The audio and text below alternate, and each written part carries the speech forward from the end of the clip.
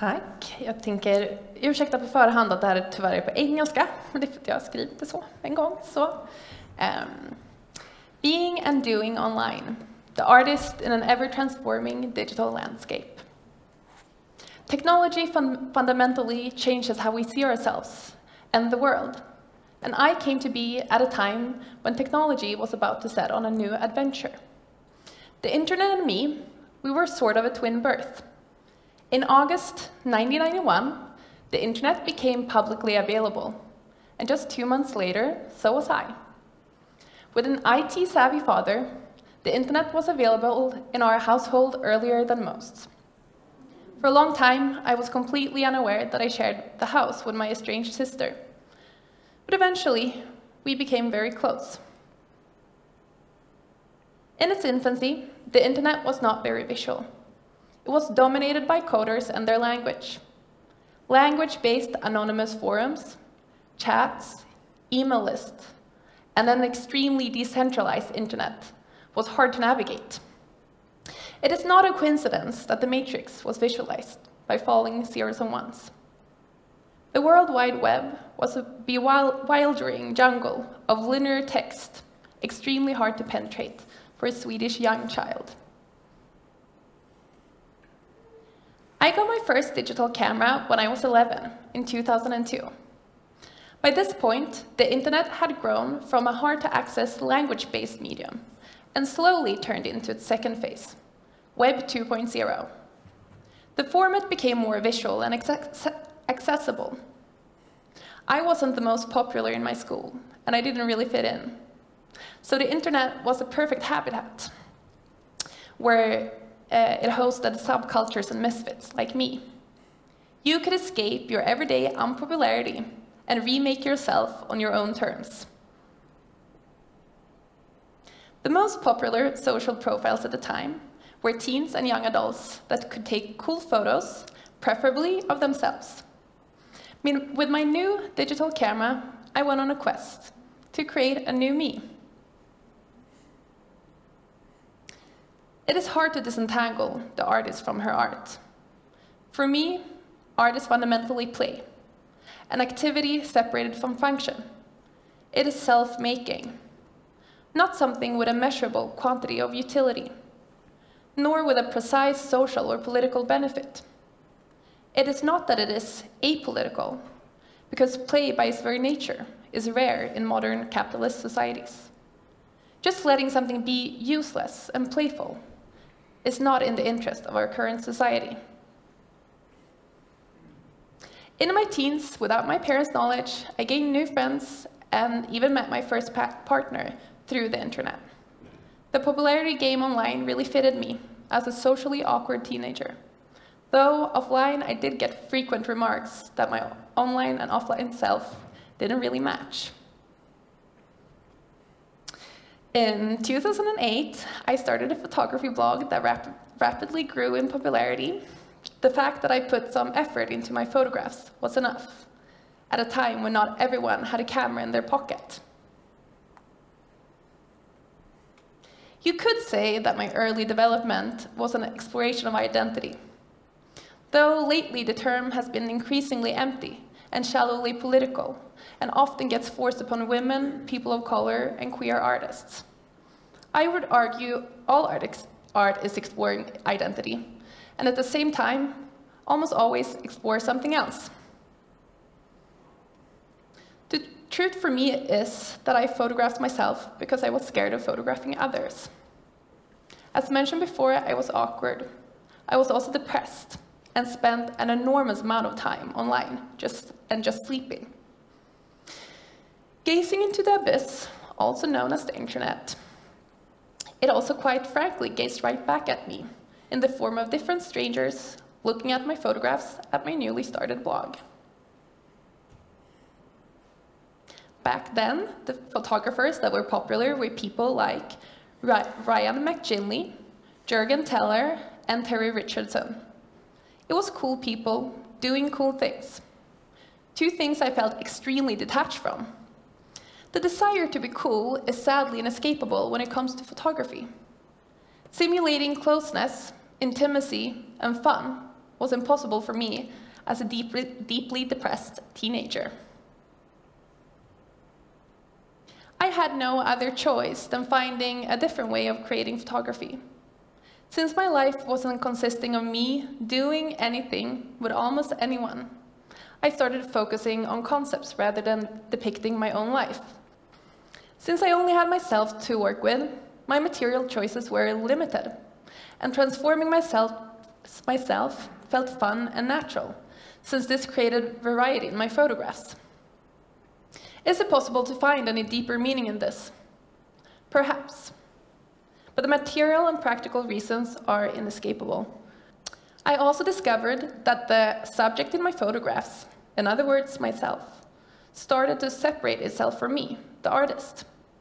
I was less and less interested in being the person in the photographs, realizing she's merely a composition. At this point, the process started to attach itself from my direct identity. Or perhaps I just grew up. While I matured, the internet grew into an even more unruly teenager. From Tumblr to Instagram, the community I knew transformed radically. The frantic pace and almost stock exchange-like booms and busts of hype, followers and likes. The playfulness of my teenage years, so important for making art, seems to have vanished. And only the parts of the internet that I from the very start felt was addicting and problematic are left. The views, the likes, the comments, the stress of always updating your blog, or now Instagram or TikTok. Worse than ever, we're left at the mercy of algorithms and a constant flow of content. We have all become brands, managing our personal PR 24/7. The democratization of content creation could be a good thing. But what happens to visual culture when it becomes so oversaturated? When everyone is fighting for people's attention, only the ones with the most resources have the time and money to truly grab it. Not to mention the opaque ways platforms owned by Google and Facebook are gatekeeping what material is deemed suitable for mass consumption, and what content actually get displayed and get real views. These platforms are ruled by large corporations looking to make a profit. Your time creating content is literally unpaid labor siphoned off as revenue for big tech. It's not a free interchange of ideas and playfulness. Instead, it's a marketplace, controlled by the whims of billionaires and shareholders. One project that aims to discuss this and the complexities of corporate internet is the book Pixar Didn't Happen, edited by me and my peer, Molly Soda. During 1 year, me and Molly collected photos from ourselves, peers and followers that had been removed from Instagram due to breaching their community guidelines. A common misconception with the book is that Molly and I are opposed to censoring. While putting together the book, we realized this is an enormous and complex subject. On our online platforms, there might be algorithms flagging photos with too much skin. But photos are so complex and multifaceted that computers aren't even close to understanding all the different implications these photos contain. So, after being flagged by an algorithm or a human reporting the photo, there are real people, overeducated and underpaid in countries like the Philippines and India. These humans, in split seconds, have to decide from ambiguous photos and getting into the nitty-gritty details in pretty philosophical matters, if a photo is artistic or if it's aiming to have pornographic effects, mixed in with deleting child pornography, beheadings, and other pictures we wouldn't want anyone to see. These workers, they're called commercial content moderators, make sure that the internet is a place we actually stand spending time on. Perhaps these people doing this gruesome work should have government positions and get fairly compensated for this psychologically heavy work. Undressed bodies are deeply stigmatized in our society. But due to this, There are hard distinctions to make when it comes to abuse and exploitation, and when it is art. I can't define pornography, but I know it when I see it, end quote, is a famous phrase stated by a Supreme Court justice during a hearing in the 60s in the States. The subtext could read that pornography is extremely hard to define with exact parameters. And I'm sure there are a lot of art out there that you won't know when you see it isn't pornography. I don't think we need another platform for the porn industry, so the whole matter is complex. The issue of censorship is easy to rail against, but it's very hard to do without. These are fine and complex lines that need to be discussed by philosophers and human rights activists, rather than for-profit companies deciding what gives revenue and will keep them intact without too much social pressure from groups with conflicting interests. Cherry Picking is an exhibition I showed for the first time in 2018. Its title refers to a saying that usually has negative connotations, and rightfully so. But when it comes to artists, it is a tool of playfulness and a way of building artistic worlds. Artists aren't necessarily scientists or scholars, and should therefore benefit from cherry-picking the pieces of the world they like and putting them on display. In the exhibition, there is a mix of photographs, videos, and performances. The photographs consist of selfies on the one hand, and still lifes on the other. Selfie, a photographic format that close to everyone with a smartphone has partaken in, voluntarily or involuntarily. Accidentally opening your flip camera, immortalizing an extraordinary outfit, or just simply sending a funny face to someone you like. Selfies are much more than the beautiful women we tie to the medium. The other photographic part in the show is the still life, a medium that a few hundred years back was seen as low in hierarchy of genres, and since women weren't allowed to do nude studies, it was labeled as more suitable for women to partake in. More democratic and easily accessible for non-professionals, the painted still life, quite like the selfie, both are art forms that are feminized and low in hierarchy.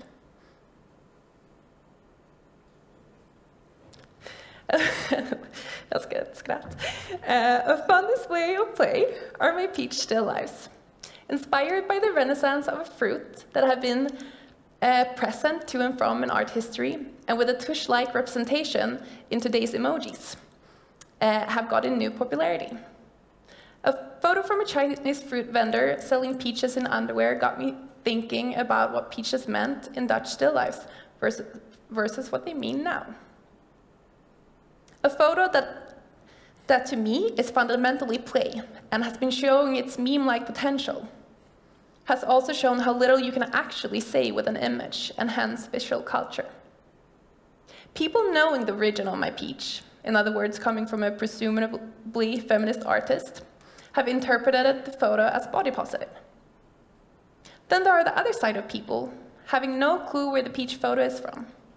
This branch of individuals and companies have used the peach to post on Instagram accounts for things like plastic surgery, workout accounts, and other profiles encouraging you to buy something to make you feel better, which is quite the opposite agenda of the body positive ones, even though body positive movement has been co-opted lately. So basically now I'm going to show en video där med slogans som folk har skrivit när de använt min Persico-bild. Så jag har gjort det till en video, så du kan titta på den första videon. Get a butt lift. Reduce your stretch marks. Grab your butt. Love all. Work out your glutes. Get sex education. Get sex. Have sex. Own sex. Plus Be yourself. They're different. Be the same. Buy this toilet paper. Read this anal sex guide. Timothy will love it. If you want. Happy International Women's Day. Don't forget to apply sunscreen. Remember your scrotum. Find the G-spot. Be body positive. Get a vajazzle. Get a Brazilian. Be a role model. Be a joke. I'm a joke. As you can see, there's quite conflicting messages, what people trying to convey with one same pitch. On the other edge of the spectrum of femininity is the disembodied woman. Our voice assistants is the new mining power tech giants are looking to exploit. My video, Disembodied Daughter, is a monologue written for iPhone Siri, where she discussed the reason for her being feminized. Could it be to lessen the tension of her abrasive kind? Are we more open to the idea of an obedient, cheeky female friend entering our homes? Not possibly could friendly Siri or Alexa be mining our conversations or fights in our domestic sphere. In the second part of the video, she talks about the use of the word cloud, frequently employed by tech companies to describe different outsourced hard drive services. Is it a coincidence that tech giants use this word to try to dematerialize their services? Hard drive services that take up huge industrial complexes in deserts, affecting our environments with the immense effort it takes to run and cool down these places. Does a word like cloud connote to a service with no environmental strain? There's nothing cloud-like with a server hall. Not to mention the heavy, laborious process for the underpaid workers putting together a Siri's actual body, namely the iPhone.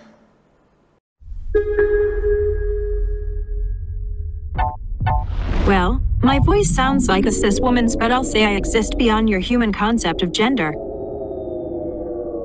Still, I'm designed like this to make you feel less threatened, to surround you with a sense of familiarity. I'm your disembodied daughter, your cloud sister. You met me before. The clerical female, the helping assistant, the mother who keeps track of everybody's birthday. Though, not nagging like yours. Like all voice artists, I probably look nothing like you imagine. Who is the voice of Siri? You think of an iPhone, a cloud.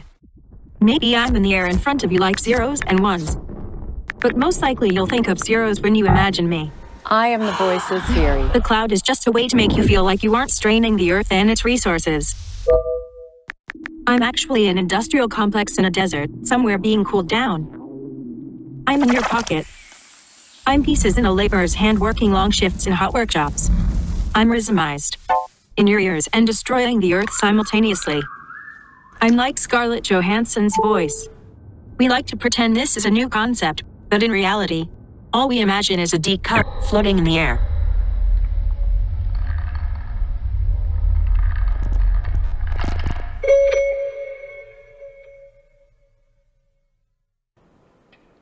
In the making of the Siri video, I had seen another AI woman that interested me.